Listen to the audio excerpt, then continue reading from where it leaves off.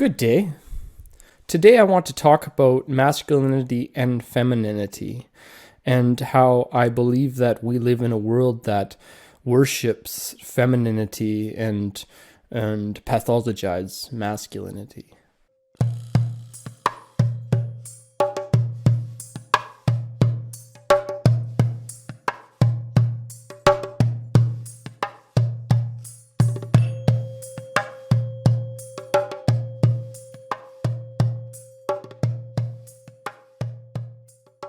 We do hear a lot of women talking about goddesses, and we hear people able to call people goddesses and talk about the divine feminine.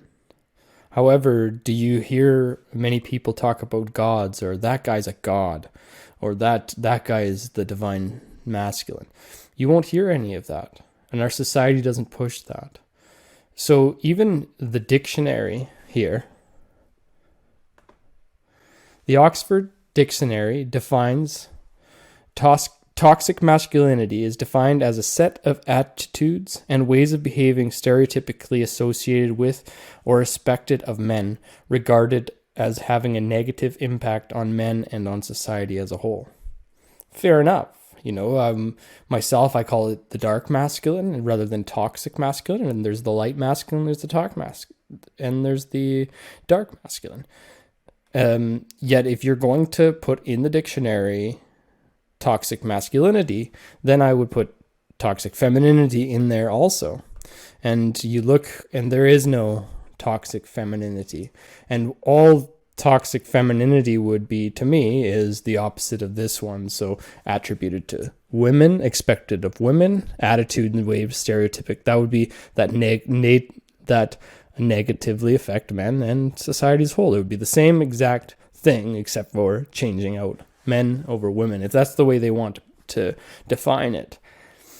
I'm going to be a lot more, let's say, fundamental about what the attributes of a man are and what attributes of a woman is.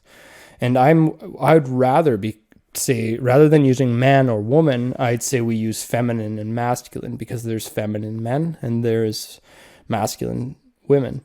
So there's traits to each. Traits of femininity, let's go first, Traits such as nurturance, sensitivity, sweetness, supportiveness, gentleness, warmth, passivity, cooperativeness, expressiveness, modesty, humility, empathy, affection, tenderness, and being emotional, kind, helpful, devoted, and understanding have been cited as stereotypically feminine. Well, I'll say kind can be masculine, helpful can be masculine, devoted can be masculine. So they put a lot in there, but there is a few of those that I would say are genderless examples. Let's see how many they put in here for the masculine. Oh, okay, just a couple. Traits traditionally viewed as masculine in Western society include strength, courage, independence, leadership, and assertiveness. I agree with that. However, look at how little they could come up with for the man, yet they found all of these for the woman, and even threw in some that, to me, are not based in... For example, like a kind father will tell you a truth that wants the best for you in the future. That's kind. A kind father will tell you that truth and be that truth that you need to hear because he knows that's kind for your development. A kind mother will love you for what you are no matter what it is. Those are both kind. Okay? Helpful. There's different ways that men and women help and like to help, and they seem to fall into these gender roles. Oh, it's not your fault though. Is that what they were saying? Toxic femininity is a term used by men's rights advocates as men's rights advocacy activists to construct a false equivalent between toxic masculinity. a manifestation of patriarchy that both harms men and causes men to be violent and aggressive against women and occasionally other men, and patriarchal limitations on women's gender. My goodness. Okay, so stay the hell away from Wikipedia. Do you see what ridiculousness is? They're okay with putting in our dictionary toxic masculinity, right? But they won't. But if we say toxic femininity, it's men's rights advocacy activist to construct a false equivalent between toxic masculinity. What is this world? So yeah, are we understanding now that there is things out of balance here and that the world is pushing this patriarchy over and pushing all of this pathologizing the masculine? So what is the dark masculine then? Or toxic masculine? Well, it would be when you take these strengths and turn them on their heads. If I use these things to do evil to the world or to my child or to my people around me, then that is what dark masculinity is, or toxic masculinity. So if I use my strength and the ability my strength emotionally and physically to do harm to the world, then that's dark trait. If I use my courage to do evils to the world and go fight battles that I shouldn't be fighting, then that's the dark masculine. Independence. If I'm so independent, I use that independence to stay in my darkness. So I choose to stay away from other people because I don't want to know about my darkness. And I use that ability to be independent to avoid myself. Then that's a dark trait. Leadership. If you're somebody that has those traits and those assertiveness, leadership and assertiveness goes in together, then you can use those for dark things. A lot of people will be like, well, what is toxic femininity then? Well, you can use your, there's a lot here, but I'll show the ones that I can really push at. Sweetness. Well, what are you using that sweetness for? If you're using those traits and you're conscious or even subconsciously using sweetness to get your way in the world, that's a dark feminine trait. Supportiveness. If you're supporting somebody in something that you shouldn't be supporting them in, that's a dark feminine trait. Gentleness. Again, if you're gentle when you should be stern, then that's a trait. That's when you've done something that you shouldn't. Warmth. Well, these are the same kind of things. We can put a lot of these under the same. Passivity. Passivity, if you're passive, you're going to get taken advantage of. And then you're going to get resentful and you're going to be the dark traits of the feminine. Cooperativeness. Should you cooperate in certain mass things that are going on in the world? Should you be cooperating to bring down people that you shouldn't, or all those? No. So you shouldn't always cooperate. You should know when to stand against certain movements rather than cooperate with them. Expressiveness. Well, that's a sexless trait. You can have both. You can be expressive. We're talking about traits, and that's an expression. So, okay. Modesty. There's times when you should stand and just beat and know that you know something. You know that you are good at that and speak the truth behind that rather than being so modest. And sometimes that's humility. I don't know. I think humility is a sexless trait.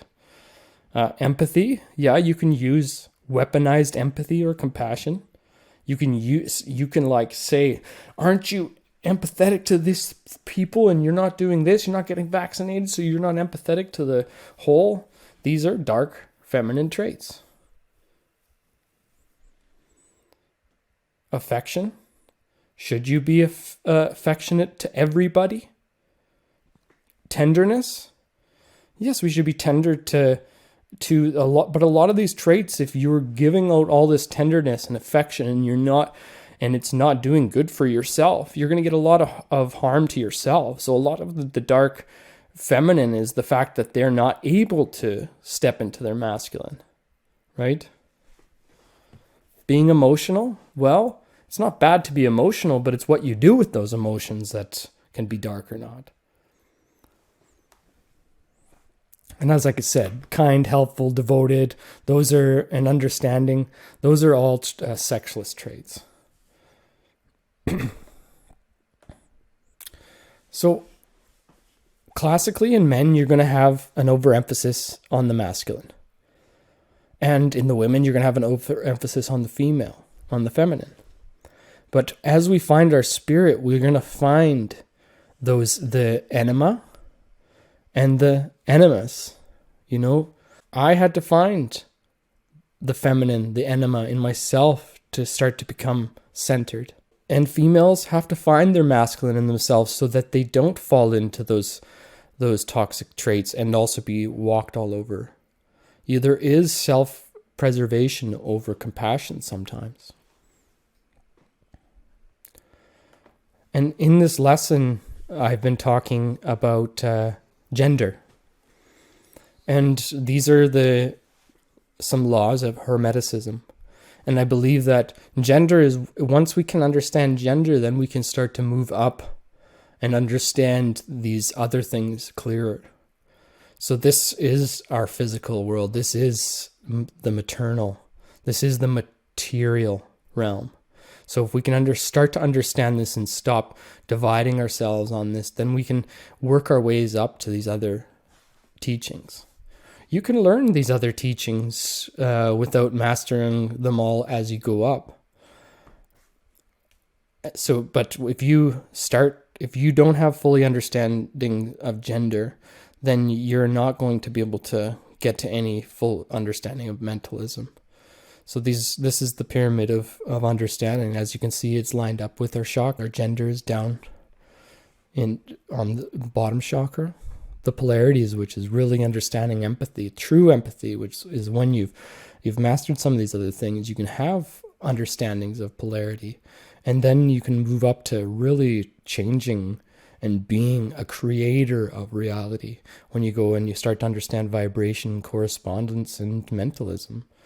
You know, so these are those things that I will be slowly talking about in different lessons. But today's lesson was on the seventh rule of the Hermeticism, which I believe is the one we should try to master first. To me, this is also the understanding, an alternate understanding and interpretation of the Holy Trinity.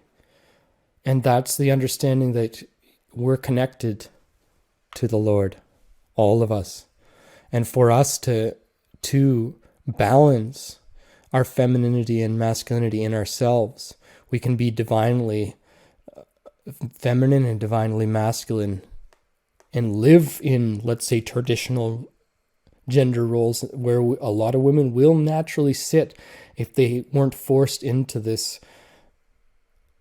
powerful woman have to do everything mentality where they had to become over masculine.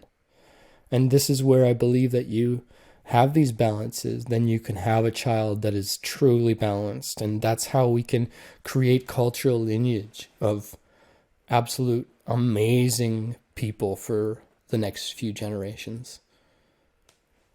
Because we've been living out of balance. We've been living with the feminine over coddling the child so much that they're so connected that the father falls out and becomes resentful because he's not getting the love that he used to get before the child. There's times when that causes these reactions that they become the dark father who, in his resentment, goes off into his independence and goes off and just works all the time and just doesn't balance himself in the feminine. That over feminine trait of helicopter parenting and over maternal parenting will cause the masculine also to go into resentment, like I said. So what you want is you want that child to be a balance of the loving, compassionate, cuddly nature of the feminine with the independence. So as a mother gives the child more independence, she leaves more love for the husband. And so these are things we have to be very conscious of, because we've created a world that has okayed the separation of the mother and child from the father. And I believe that when we start to look at these traits and start to look at the fact that we're pathologizing the masculine when it is something that we need the most. So I hope some people learn something from this video. And like I said, I know a lot of you are all caught up on all of this, and I'm just preaching to the choir. However, I'm so happy that we can share different ways to understand these spiritual teachings, because some person will say it this way and it's not absorbed by these people, but then it's said in another way and it is absorbed. So that's how we can learn to interpret these esoteric teachings. And I'd love it if you've made it this far, if you could like and subscribe down below. And I'll always be putting up videos on Rumble just in case I'm being censored or shadow banned, which I believe some of my videos do get that treatment. So much love and God bless. And everybody, let's try to balance our feminine with our masculine and know when we need to be these beautiful feminine traits, and know when we need to be these beautiful masculine traits.